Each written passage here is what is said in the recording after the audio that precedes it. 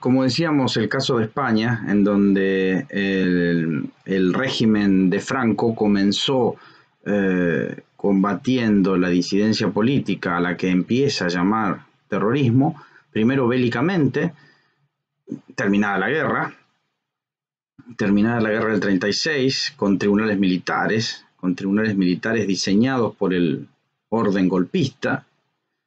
pero después, son 40 años de dictadura obviamente en España,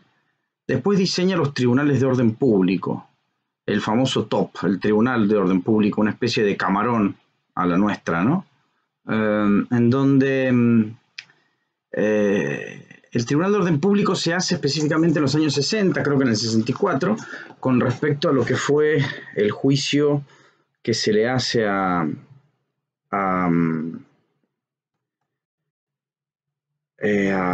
este famoso líder y dirigente comunista que entra a España que entra a España en forma clandestina y que el régimen lo elige como enemigo público y lo termina obviamente ejecutando después del juicio, que no me acuerdo el nombre, que fue el que Violeta Parra le hace la canción, ¿no? Esta de ¿por qué están masacrando? ¿Qué dirá el Santo Padre que vive en Roma? Que están masacrando a sus palomas. Julián Grimau.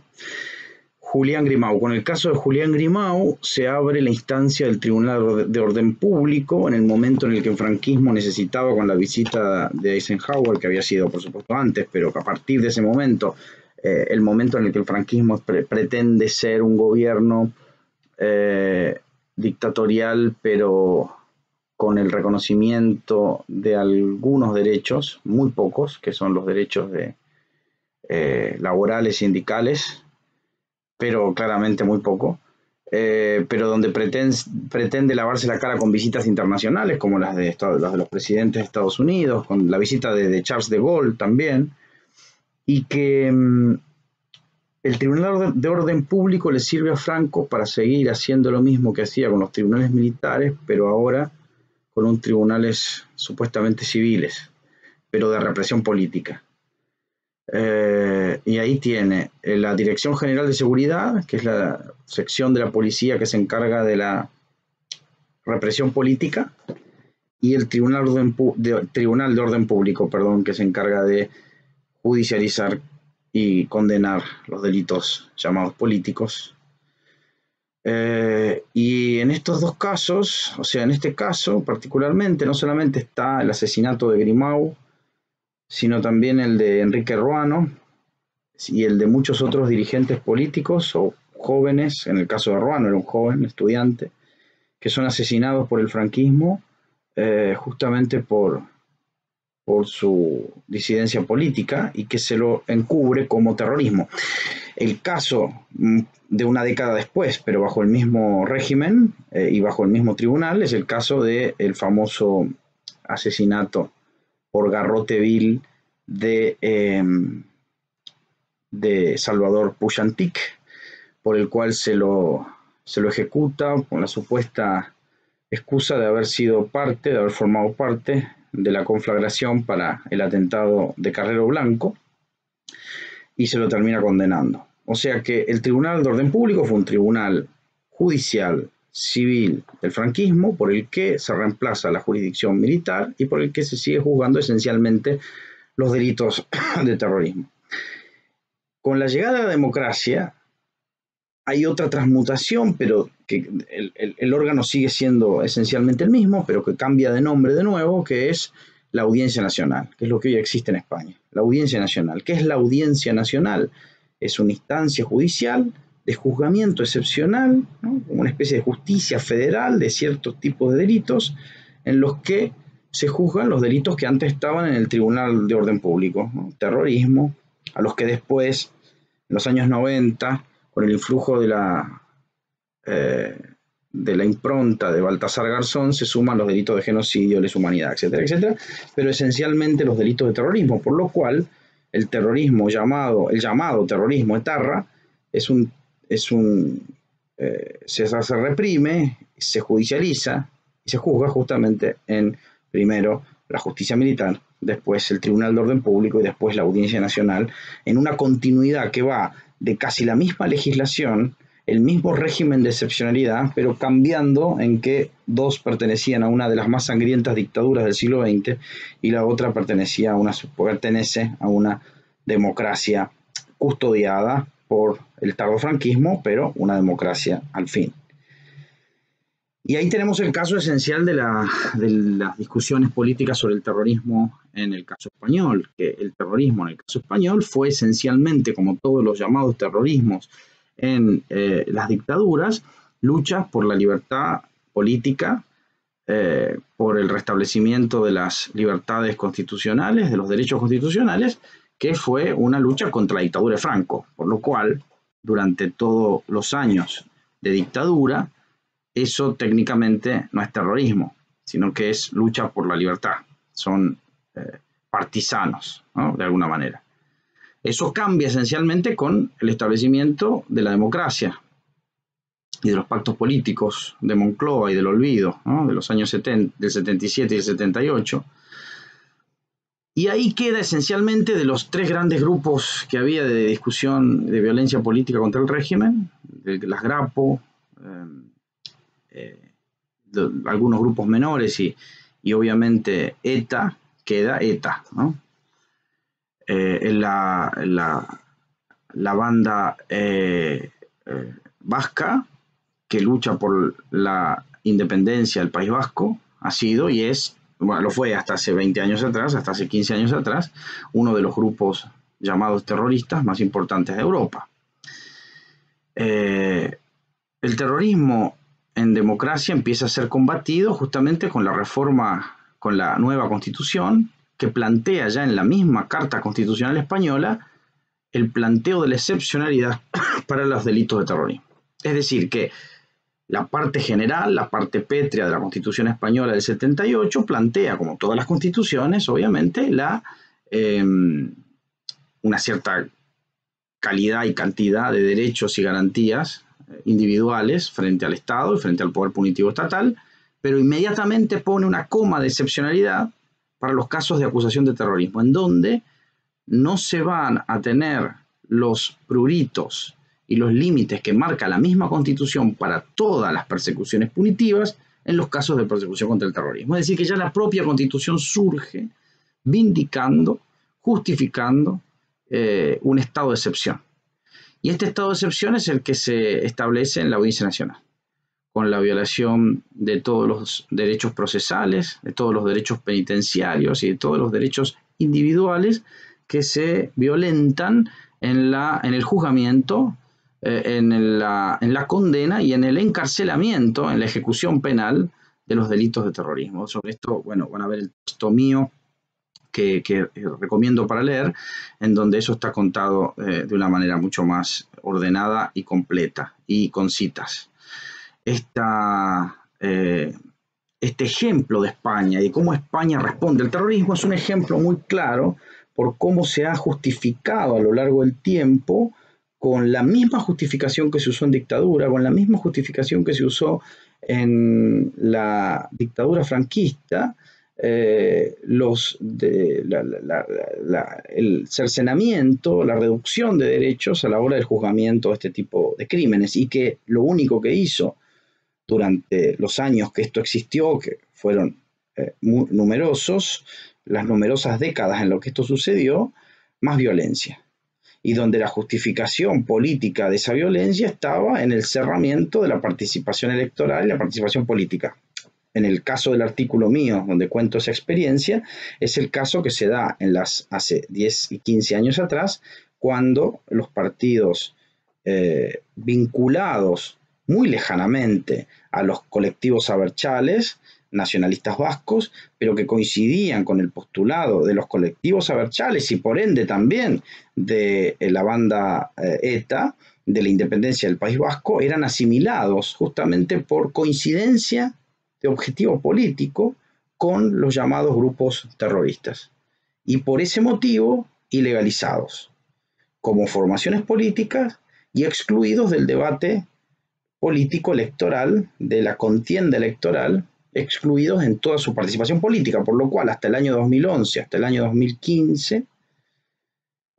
los partidos políticos que coincidían, como dije, con el postulado de la independencia del País Vasco sufrían por parte de la Sala Segunda del Tribunal Supremo, que es la sala de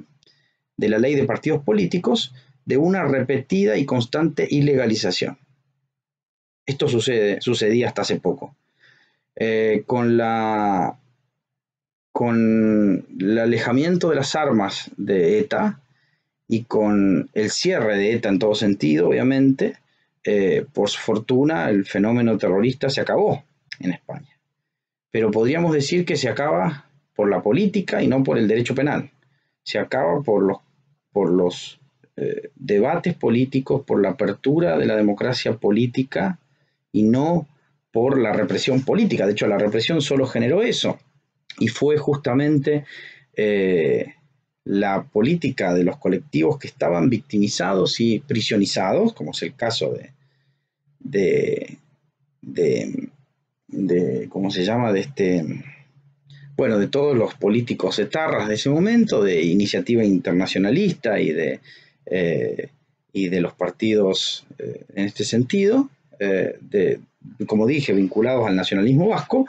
que abren el proceso de paz y participan del mismo, ¿no?, entregando las armas. Fue muy importante, se acordarán, en esos momentos, hace unos años atrás, cuando el gobierno de Rajoy no quería recibir las armas. Era el único caso a nivel mundial de un grupo que había participado en la lucha política, o sea, que había sido acusado de terrorista y que quería entregar las armas en claras muestras de el fructífero proceso de paz, y que el gobierno no quería recibirlas, que tuvo que ir Pérez Esquivel y muchos premios Nobel de la Paz a recibir las armas en nombre de un gobierno español que no quería, porque le interesa seguir vinculando y tapando sus excepcionalidades en términos jurídicos a partir de la excusa de combatir el terrorismo. Pero lo más, en todo caso, paradigmático del caso español, que sirve como ejemplo para muchos otros casos, es que lo que pasa hoy, a partir de que ETA dejó de actuar, a partir de que ETA dejó de existir, es decir, de que ya no existe, por fortuna, el terrorismo político en España, a pesar de eso, hay más condenados por delitos de terrorismo ahora que cuando ETA existía y cuando ETA estaba cometiendo actos violentos y actos criminales.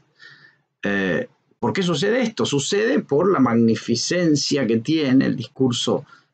antiterrorista frente a procesos políticos de cercenamiento de derechos.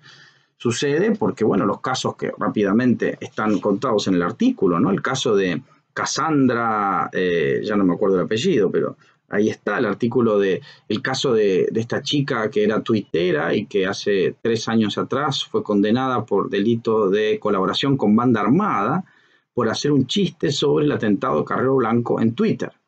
O el caso de Alsasua, que eran los chicos estos esto fue hace 2 años atrás, el año pasado, perdón, el caso de Alsasua, estos 2 chicos que insultan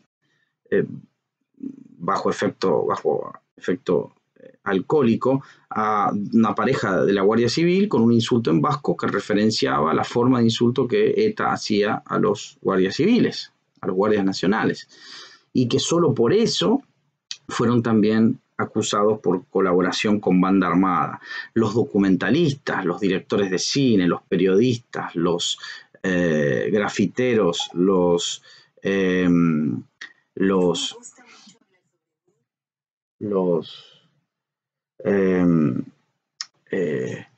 diversos colectivos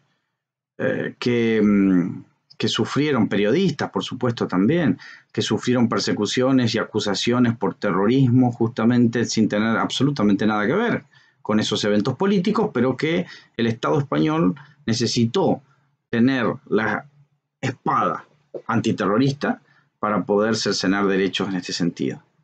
Y esto sucede todavía hoy en España, un país atravesado por estas discusiones agónicas, un país en donde esta situación es, a pesar de que se acabó con la violencia, una realidad bastante complicada por parte de un Estado que no renuncia a la excepcionalidad antiterrorista, porque además la propia Constitución,